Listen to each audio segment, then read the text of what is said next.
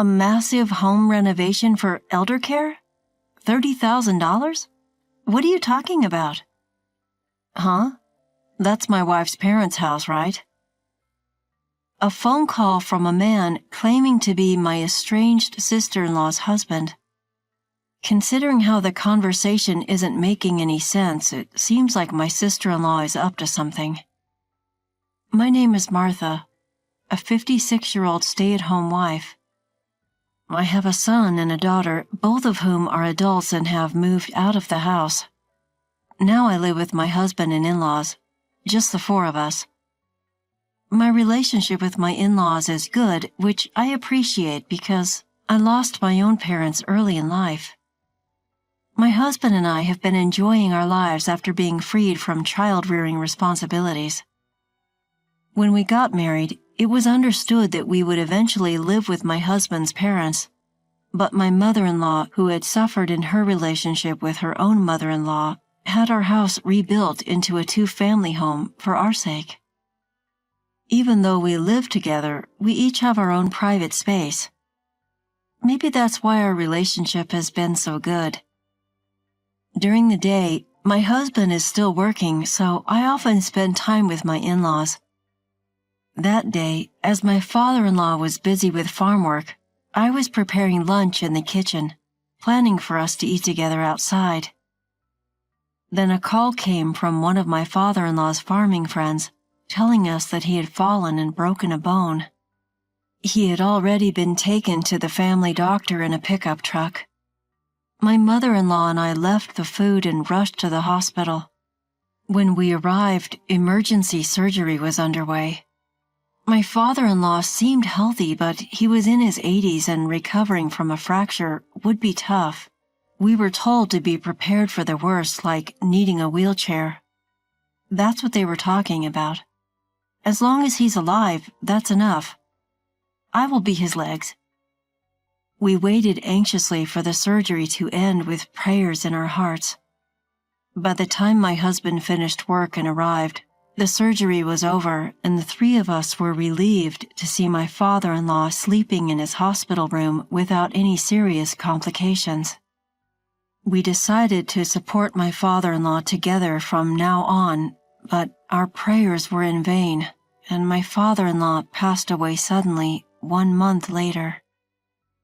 His age had weakened his physical strength and immunity, and he had contracted an infection after the surgery.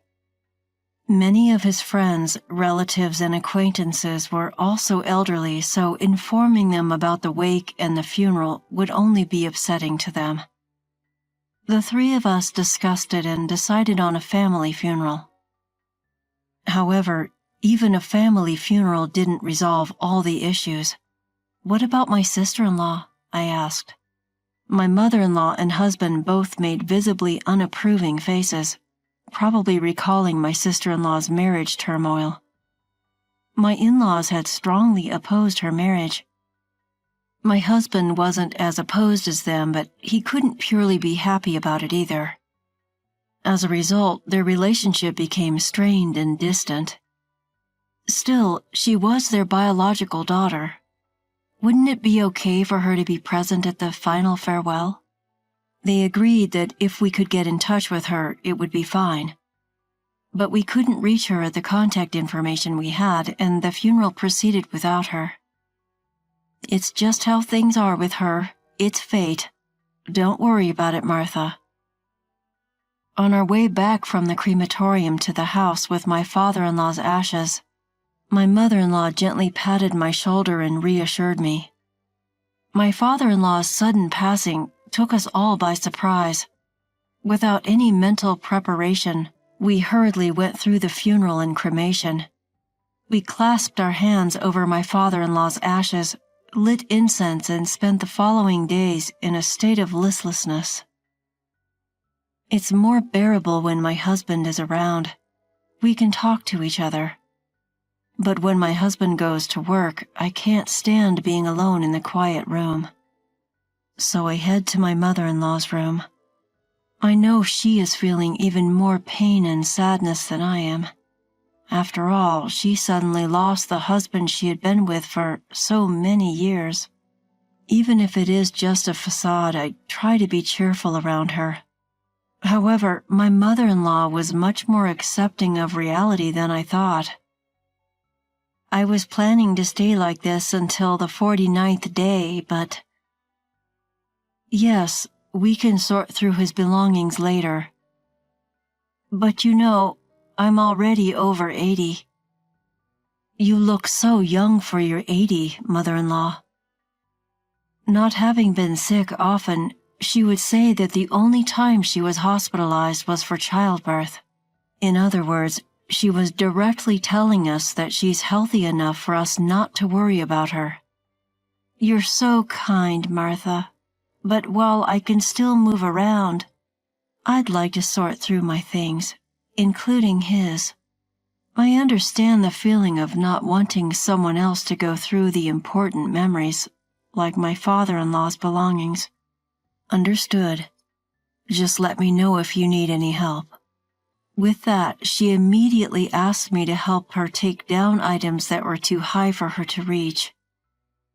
As we pulled out old photos of my father-in-law, my mother-in-law happily reminisced about their younger days, sharing stories about their travels and adventures.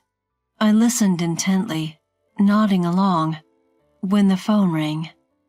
My mother-in-law doesn't have a smartphone, so the landline is her main means of communication. I wonder who that is. There were only a handful of people who would call, and they were all close friends who knew our situation. I thought they would avoid calling if they knew, but it might be an emergency. I'll answer it. It was better for me to move rather than make my mother-in-law, who had been talking about how sitting and standing were becoming difficult, get up.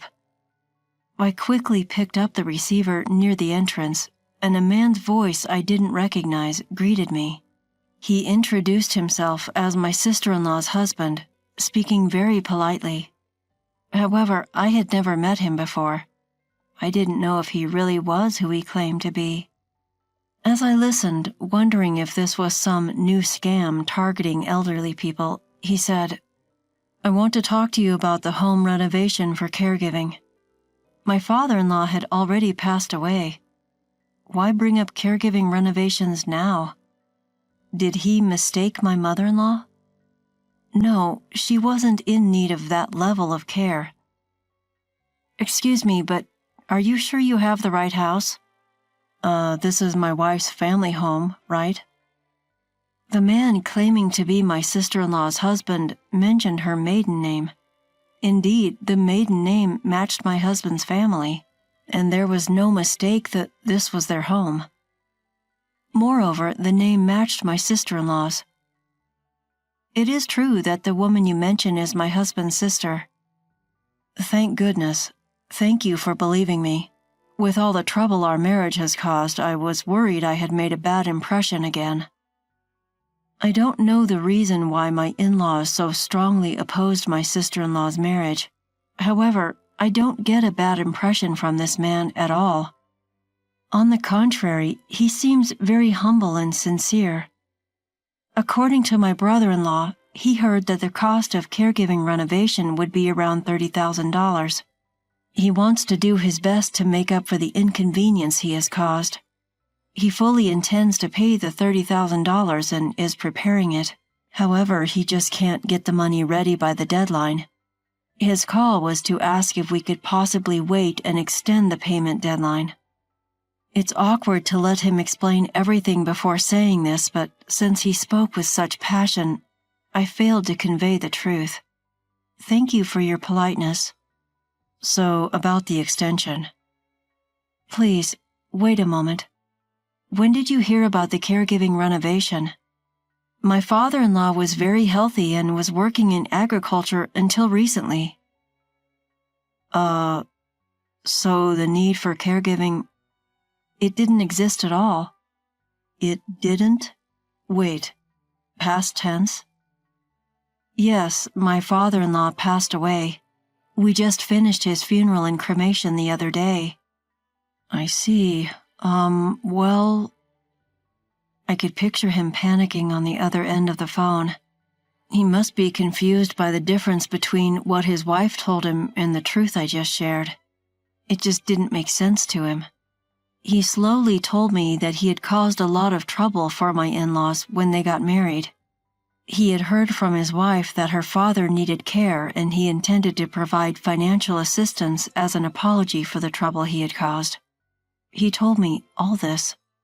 Feeling that he was being honest, I asked him how the story of my father-in-law needing care came up. It had come up a few years ago. At first, he seemed to be sending a fixed amount every month as a contribution to caregiving expenses. However, it was clear neither my father-in-law nor mother-in-law had heard of such a thing.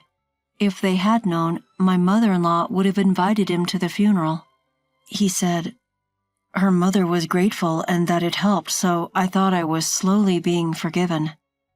If you were being forgiven, wouldn't she talk to you? That's true. Moreover, the amount of money sent each year seemed to be increasing. He had been sending more money every month, assuming we had asked for additional support, something we had no recollection of. So none of that money has reached you.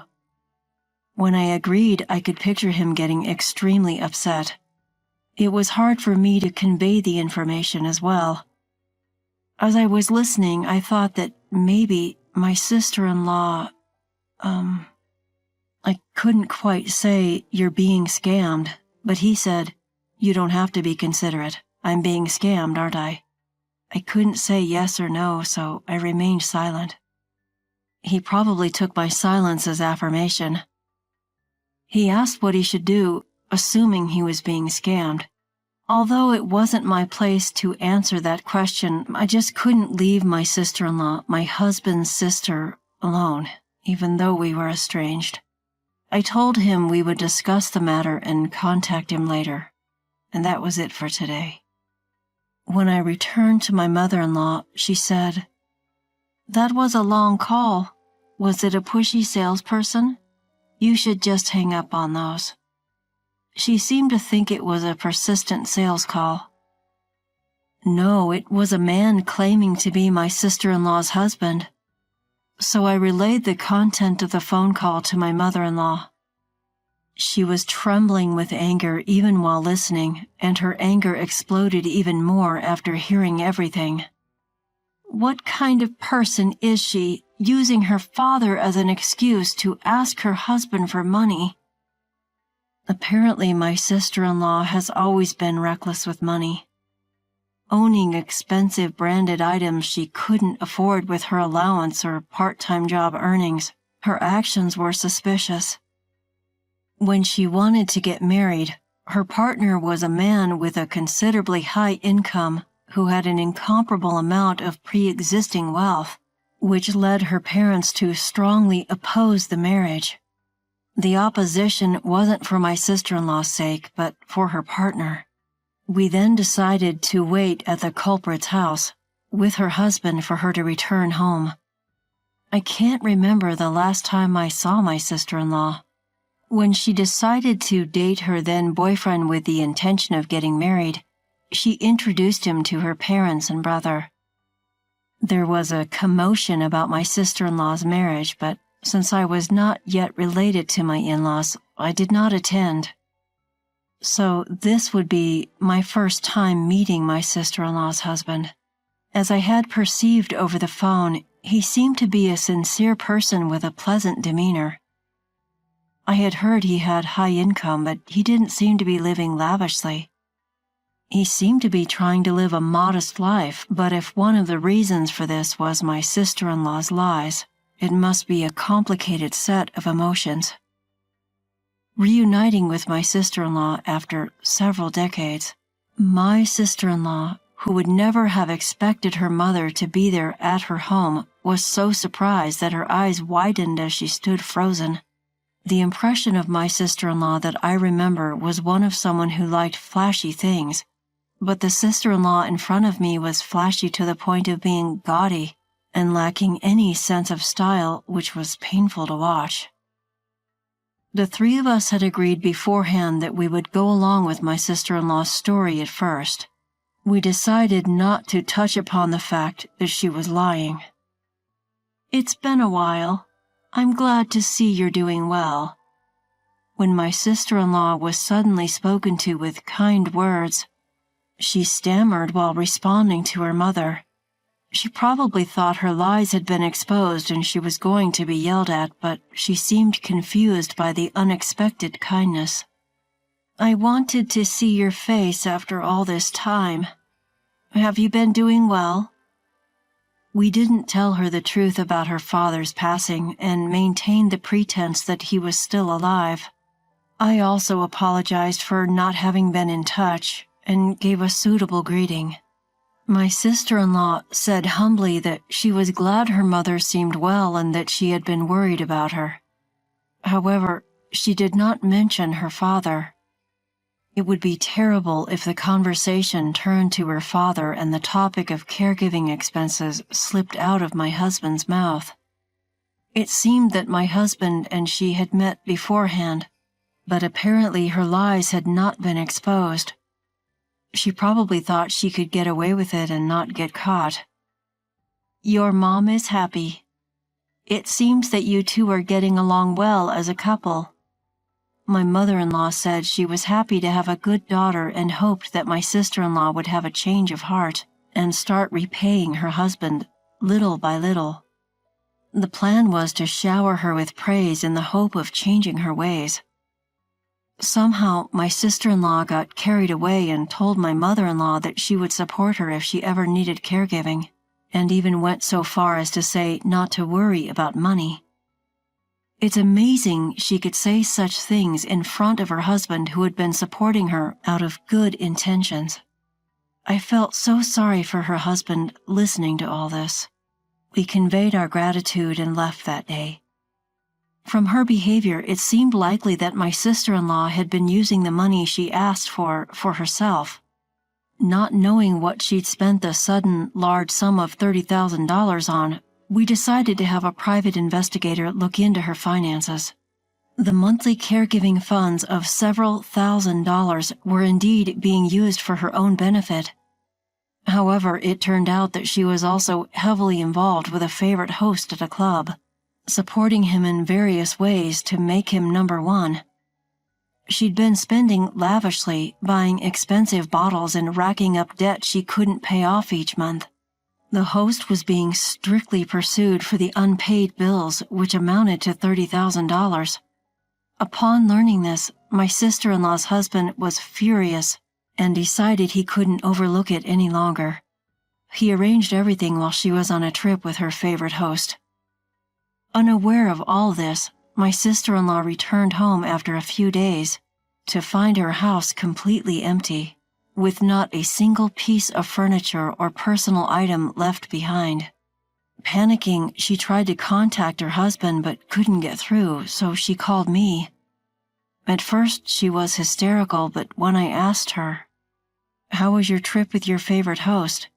she immediately quieted down. She couldn't ask how I knew about it, since that would be admitting to her actions. Now it was my turn to reveal everything without giving her any room for rebuttal. "I can't believe you thought you weren't caught and took advantage of the situation. You betrayed your mother, your husband, and I don't think anyone will want to help you anymore." I also told her that the father-in-law she used as an excuse had passed away.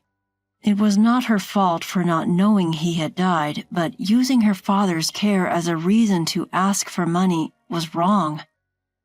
I informed her that her ex-husband knew the truth as well, and realizing she had been abandoned, she let out a scream like a madwoman over the phone. Her ex-husband didn't want to speak to her, and not wanting to burden my elderly mother-in-law any further, I offered to be the go-between with my sister-in-law.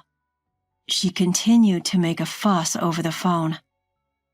In a way, she was a pitiable person, not even knowing her father had passed away and using him as an excuse. She might regret it, but it's too late now. I conveyed one last message to her. "Your ex-husband said he's going to demand full payment for the money you gave to the host. You'll have to figure out how to pay off the $30,000 debt yourself." Later, she received paperwork from a lawyer. She asked to talk to her husband, but he never agreed. He was furious and couldn't stand the thought of his ex-wife even for the sake of legal procedures. Without any compromise, my sister-in-law was forced to live a frugal life while working. Of course, she couldn't afford to splurge at the host club anymore, and her favorite host stopped paying attention to her, leaving her with nothing but the huge debt she had accumulated. Occasionally, intimidating debt collectors would come by. Being naturally timid, my sister-in-law lived in constant fear of the lawyer's notices and the debt collector's visits. As for the three of us, we returned to our normal lives. It still took some time to sort through my father-in-law's belongings, but we decided to live on, including his share, as a family. Lately, my mother-in-law has started showing signs of decline, and I have a feeling the days she'll need caregiving might be close. Since we couldn't do anything for my father-in-law, my husband and I agreed to do our best for my mother-in-law.